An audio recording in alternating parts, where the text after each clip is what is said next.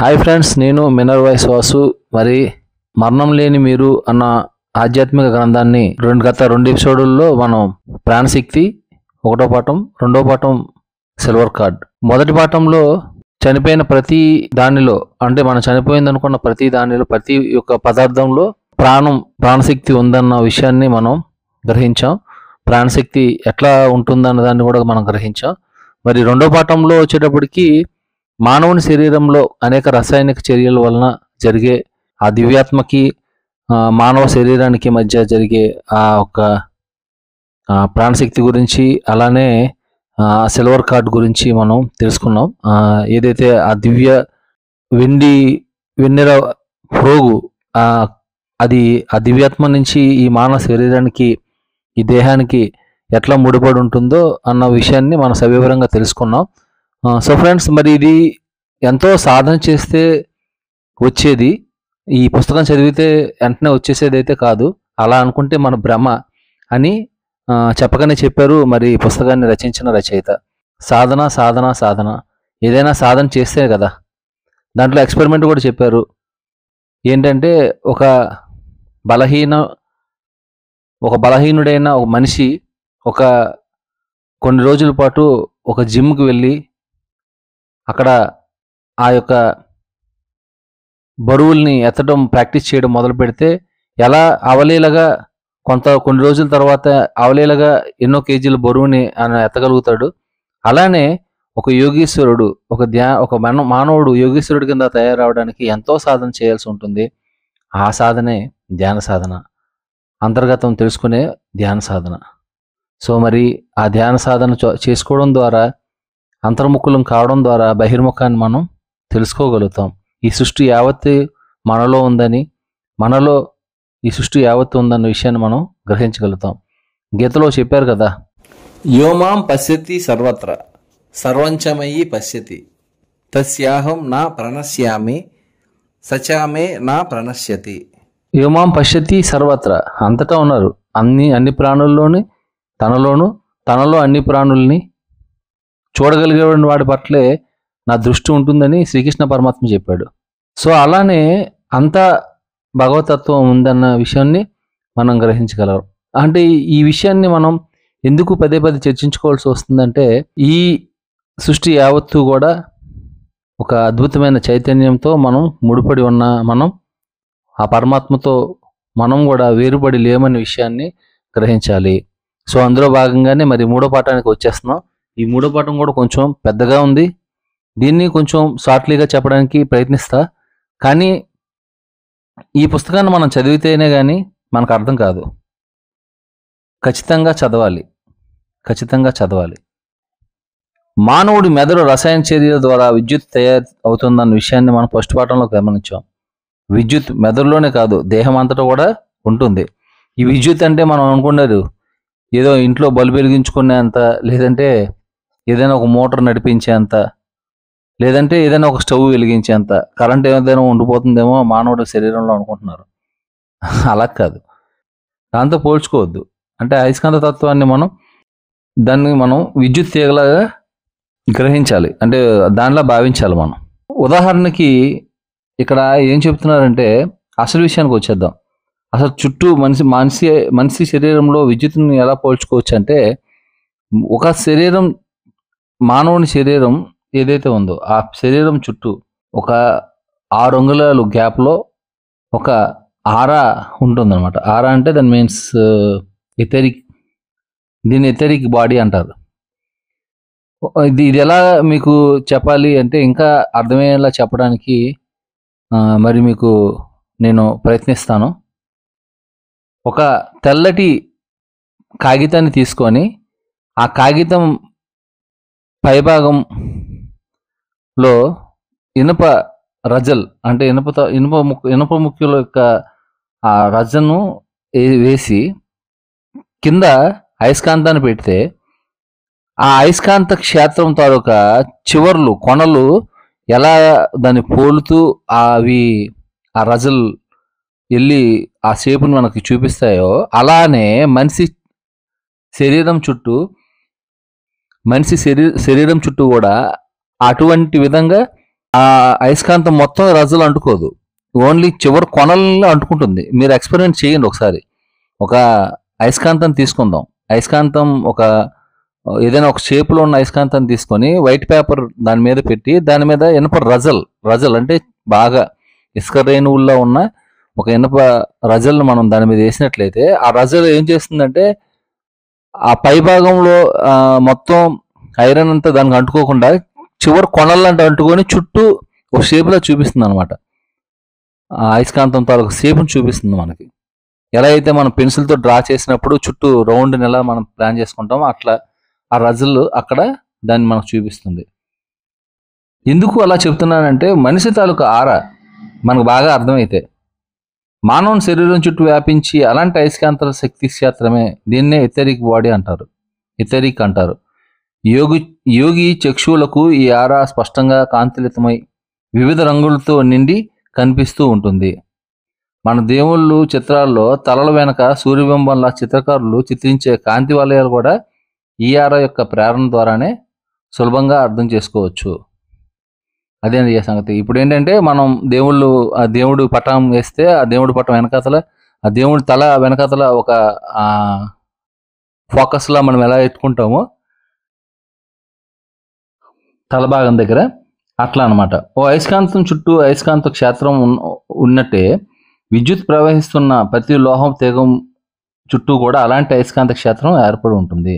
మీరు magnetism electricity పాఠాలు చదువుకున్నట్లయితే విద్యుత్ ఒకవైపు ప్రవహిస్తూ ఉంటే డైరెక్ట్ కరెంటు అంటారు. చకచక దిశ మారుతూ అటు ఇటు ప్రవహిస్తూ ఉంటే దాన్ని ఆల్టర్నేటింగ్ కరెంట్ అంటారు.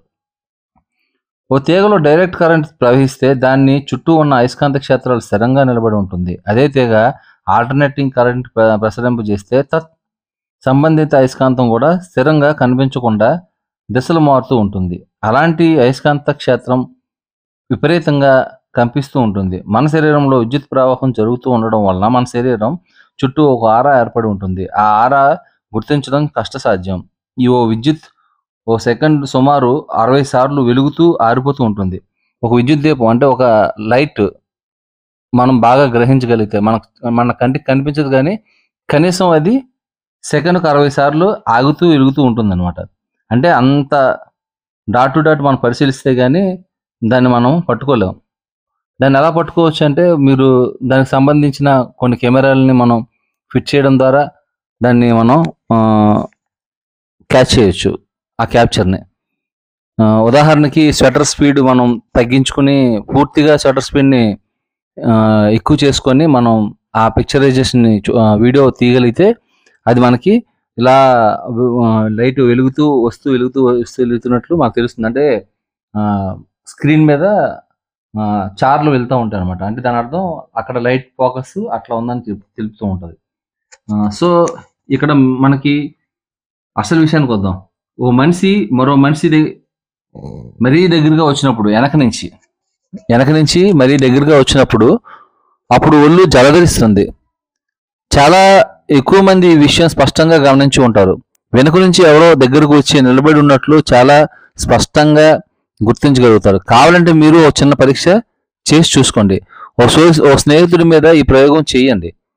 మీ స్నేహితుడు వెనకాల నుంచి మీ చేతి వేలిని అతని మెడ మీద వెనుక భాగం తాకండి. వేలితో ముట్టుకోకపోయినా ముట్టుకున్నట్లే చాలా మంది ఒకేలాగా ఉంటుంది, ముట్టుకున్నట్లుగానే ఉంటుంది. ఎంచేతనంటే శరీరం చుట్టూ ఇతరికి కూడా స్పర్శ జ్ఞానం ఉంటుంది. మనకి ఈ విషయం బాగా అర్థం చేసుకుంటే మన చుట్టూ ఎథెరిక్ బాడీ ఉందని తెలుసుకోవడానికి మన చర్మచక్షు ఏదైతే శరీరం ఉందో శరీరానికి తాకకుండానే ఎవరో మనల్ని ఇబ్బంది పెడుతున్నట్లుగా కొంచెం దూరంలో ఉన్నప్పుడు కూడా మనం వాళ్ళు ద్వారా ఇబ్బంది పడుతూ ఉంటుంటాం. ఎందుకు అలా ఇబ్బంది పడతా ఉంటే వాళ్ళ ఆలోచనల సరళి కానీ వాళ్ళ తాలూకా బిహేవియర్ ఏదైతే వాళ్ళు భావాతీతంగా ఉన్న అవి కానీ మనల్ని టచ్ చేస్తూ ఉంటాయి. అవి మనకు అర్థమవుతూ ఉంటుంది. ఆ స్పర్శ జ్ఞానం ఎక్కువ ఉంటుంది. ఆ స్పర్శ మనకి అర్థమైనప్పుడు మనం ఏం చేస్తామంటే చాలా వెంటనే అలర్ట్ అయిపోతాం. అది సూక్ష్మాతి సూక్ష్మంగా ఉంటుంది. శరీరం చుట్టూ ఉండే అయస్కాంత క్షేత్రాన్ని ఎథెరిక్ అని పిలుస్తాము.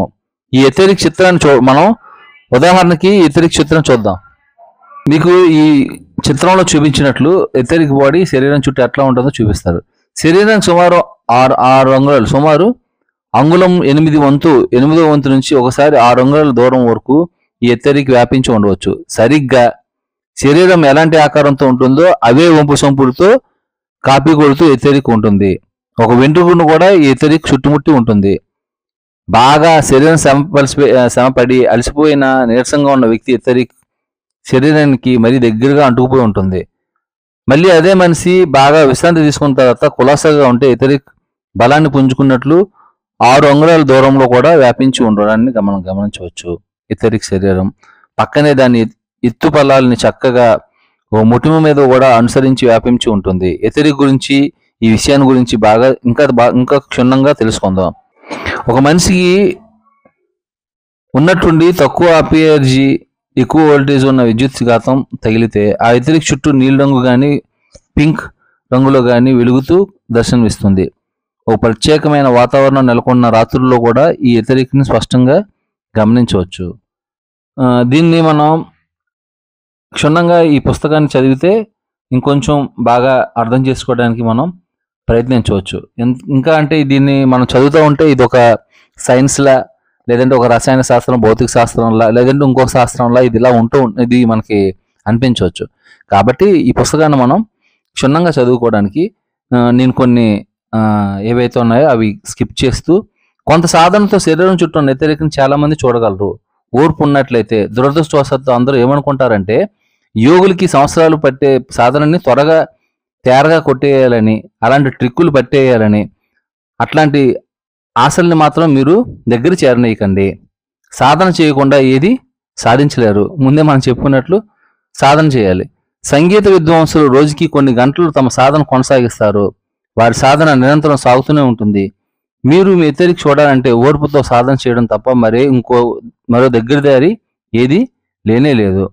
సాధన ఎలా చేయాలో, ఏ పద్ధతిలో చేయాలో చూద్దాం. ఇలాంటి విషయాలు ఉత్సాహం చూపించే ఓ మనిషి ముందుగా వెతికి పట్టుకోవాలి. ఆయనని తన చేతిని చాచమని చెప్పాలి. వేలని పిడికిల్ని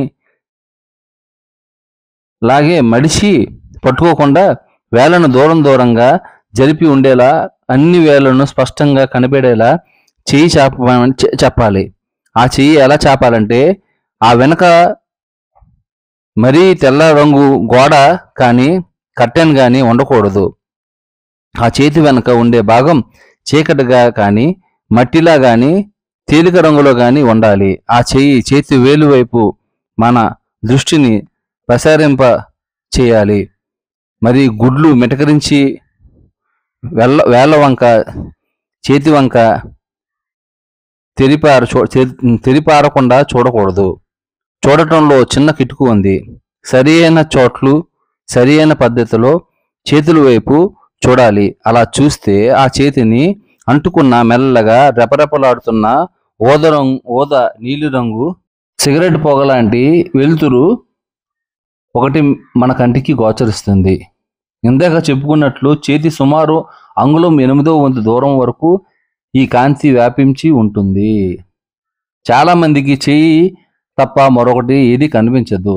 ఎంచేతనంటే వాళ్ళు చేసే చూపు ప్రయత్నం అతి పాలు ఎక్కువ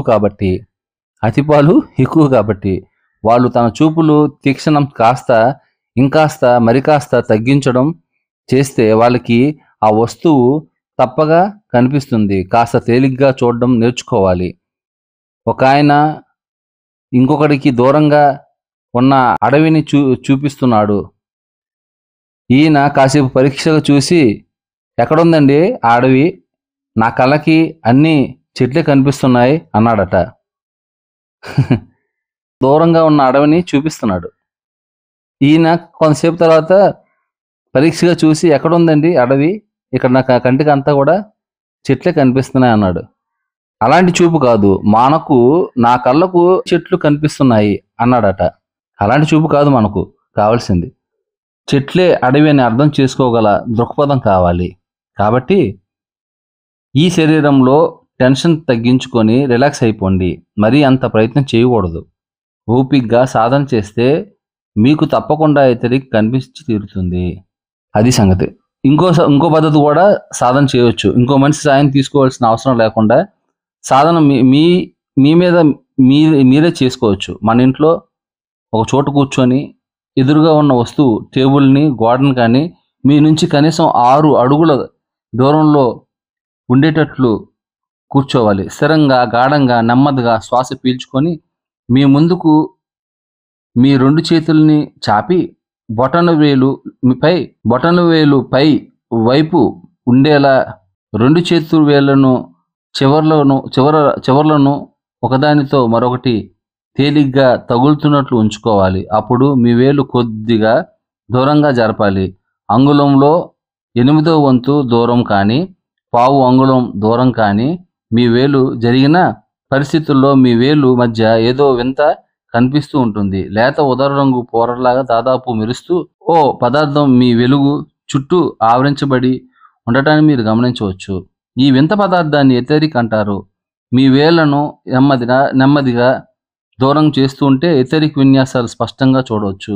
మీ వేలు దూరం కాగానే ఒకసారి ఎథెరిక్ మాయం కావచ్చు. అలా జరిగితే 2 చేతుల వేళ్లను మళ్ళీ దగ్గరకు కలిపి మళ్ళీ ఈ సాధన కొనసాగించడం మీకు ఎథెరిక్ కనిపిస్తూ తీరుతుంది. మీకు కావాల్సిందల్లా విశ్వాసం, ప్రాక్టీస్ మాత్రమే. సంగీత సాధకుడు ఇప్పుడు విధ్వంసులు చేస్తుంటారంటే సత్యం ఎప్పుడు మరవకండి. అలాగే నిరంతరం సాధనతో మీరు కూడా ఇలాంటి అద్భుతాలను చేయగలరు. ఇక్కడ ఎథెరిక్ బాడీ అన్నది మనిషి శరీరం చుట్టూ ఉందన్న విషయాన్ని మనం గ్రహించాలి. ఒక స్త్రీకైనా ఒక పురుషుడికైనా ఇది సమాంతరంగానే ఉంటుంది. అందరికీ అన్ని కోణాల్లో ఇది ఖచ్చితంగా ఉంటుంది. ఎథెరిక్ నోటి నుంచి వస్తున్న సిగరెట్ పొగ రంగులో కూడా ఉండవచ్చు, లేదంటే లేత గ్రే రంగు అంటే లేత నీలి రంగులో కూడా మనకు ఉండొచ్చు. ఉదాహరణకి మనకి ఇక్కడ మనం ఇంకోసారి బాగా అర్థం చేసుకుంటే, రాత్రులు నీలిరంగు దెయ్యాలు నెమ్మదిగా బయటికి వస్తుంటాయని మన మాటల్లో మనం చాలామంది వినే ఉంటాం. ఒకరోజు మరణించిన శరీరం తాలూకా ఎథెరిక్ శరీరంలోంచి బయటకు వచ్చి ఇలా దెయ్యాలు అనే పేరు పిలువబడుతూ ఉంటాయి. వేడి నీళ్ళు బాగా కాగిన తర్వాత స్విచ్ ఆఫ్ చేస్తే ఎలక్ట్రికల్ కెటిల్లో నుంచి వేడి మెల్లగా బయటకు వెళ్ళిపోయి పరిస్థితి లాగానే ఈ దెయ్యాలు శరీరంలో నుంచి బయటకు పడే పద్ధతిని ఊహించవచ్చు. చల్లారిపోతున్న కెటిల్ చుట్టూ వేడి తగ్గిపోయేటట్లుగానే చచ్చిపోతున్న శరీరం నుంచి చావు నెమ్మదిగా శరీరం ఈ క్రమంగా జరుగుతున్న విషయం మర్చిపోకండి. ఎథెరిక్ బయటకు మెల్లగా చల్లగా జారుకుంటూ శక్తిని మెల్లగా కోల్పోతూ ఉంటుంది. కొన్ని దయ్యాలు మాత్రం ఓ పట్టణ శరీరం మరణించిన స్థలాన్ని అంత సులభంగా వదిలిపెట్టవు. అనేక రోజులు ఆ చోటనే పట్టుకొని వేలాడే దయ్యాల గురించి మనం ఇంకో పాఠంలో వివరించుకుందాం. సాధన కొనసాగించండి. మీ చేతుల వంక చూస్తూ సాధన చేయండి. మీ శరీరం వైపు దృష్టి సరిస్తూ సాధన చేయండి. మీ స్నేహితులతో కలిసి సాధన సాగించండి. ఎథెరిక్ చూడటానికి సాధన చేయండి తప్ప మరో పద్ధతి లేదు. ఎథెరిక్ని చూడడానికి సాధన చేయడం తప్ప మరో పద్ధతి లేదు. ముందుగా ఎథెరిక్ చూడగలిగే శక్తి సంపాదించుకున్న తర్వాతే ఎథెరిక్ కన్నా ఇంకా చాలా సూక్ష్మమైన ఆరాలను మనం చూడగలం. ఇది 4వ పాఠంలో ఆరా అన్న దాని గురించి మనం సవివరంగా తెలుసుకుంటాము. అయితే ఇదంతా ఎథెరిక్ బాడీ, మానవుని శరీరం చుట్టూ ఒక ఎథెరిక్ బాడీ ఉందన్న విషయాన్ని మనం గ్రహించాలి అన్న దాని మీద ఈ ఎథెరిక్ బాడీ అంతా, ఎథెరిక్ పాఠం అంతా కూడా ఉంది. సో ఇది ఇంకా వివరంగా మనం తెలుసుకోవాలి అంటే ఖచ్చితంగా ఈ పాఠాన్ని మనం చదివి అధ్యయనం చేసి అర్థం చేసుకోవాలి. నేను దీంట్లో ఉన్న కొన్ని అంశాలని మీతో చర్చించడం జరిగింది. ఎలా ఎథెరిక్ బాడీని చూడాలో, ఎలా ఎథెరిక్ సంబంధించిన వివరాన్ని మనం చూసుకోవచ్చో అన్నదాన్ని మనం చూసాం. సో ఫ్రెండ్స్, ఇదంతా కూడా మళ్ళీ ఆయన పుస్తకంలో చెప్పినట్లే ఇంకోసారి వల్లి వేసుకుందాం. ఇది పుస్తకం చదివితేనో ఏదో ఆత్రం పడి ఈ పుస్తకాన్ని చదివేసి తెలుసుకోవాలన్న ఒక కుతూహలంతో నేర్చుకోవాలన్న ప్రయత్నం చేయొద్దు. దీన్ని ఒక యోగేశ్వరులు ఎంతో సాధన చేసి సంపాదించుకున్నారు. సంగీతజ్ఞులు సంగీతాన్ని రోజు ప్రాక్టీస్ చేసి ఒక రోజుకి ఎలా అయితే సంగీతాన్ని అద్భుతంగా వాళ్ళు చేస్తారో అట్లానే మనం కూడా సాధన చేస్తేనే అది మనకి అర్థమవుతుంది. మనకి సహకరించే ఫ్రెండ్స్ ఎవరైనా ఉంటే వాళ్ళతో ఎక్స్పెరిమెంట్ చేయొచ్చు. లేదంటే మన చేతుల్ని ఇందాక మనం చెప్పుకున్నట్లు ఒక 6 అడుగుల దూరంలో ఒక టేబుల్ని పెట్టుకొని చేతులు 2 వేళ్ళ పైన బటన్ వేలు 2 చేతి పైకి వచ్చినట్లు చూసుకొని ఖచ్చితంగా చూస్తే ఆ ప్రయత్నం చేస్తే ఖచ్చితంగా మనకి ఎథరిక్ బాడీ అనేది కనిపించడం మొదలవుతుంది. ఇది దెయ్యాలు అని చెప్పానని చెప్పి అంటే విషయానికి ఏంటంటే మానవుని శరీరం చనిపోయిన తర్వాత కూడా ఆ శరీరంలో నుంచి ఎథరిక్ బాడీ బయటికి వచ్చేస్తుంది. ఆ వచ్చిన బాడీని మనం దెయ్యం అంటాం. అది కొన్ని రోజులు ఉంటుంది. కొందరు అయితే ఉన్న పరిస్థితుల్ని అంటే వాళ్ళ ఆలోచనలు వాళ్ళ తాలూకా యాటిట్యూడ్స్ వల్ల కొన్ని రోజులు ఇంకా ఎక్కువగా ఉంటారనమాట. సో వీటి గురించి మనం తర్వాత రానున్న ఎపిసోడ్లో మనం దీని గురించి సవివరంగా తెలుసుకుందాం. ఇది మనం విశ్వసించాలి, దీన్ని సాధన చేయాలి, సాధన మాత్రమే చేయాలి. ఓకే, దీన్ని విశ్వసించాలి. ఇది ఇలాంటిది కూడా జరుగుతుంది అన్నది మనం విశ్వసించాలి. సో ఫ్రెండ్స్, మళ్ళీ ఇంకొక ఎపిసోడ్లో 4వ పాఠంతో మనం కలుసుకుందాం. మరి అంతవరకు సెలవు. నేను మినరల్ వాయిస్ వాసు. మరి ఫ్రెండ్స్, మీరు కానీ ఇప్పటి వరకు నా ఛానల్ని సబ్స్క్రైబ్ చేయకపోతే సబ్స్క్రైబ్ చేయండి, లైక్ చేయండి, కామెంట్ చేయండి, షేర్ చేయండి. Until then, bye bye. See you.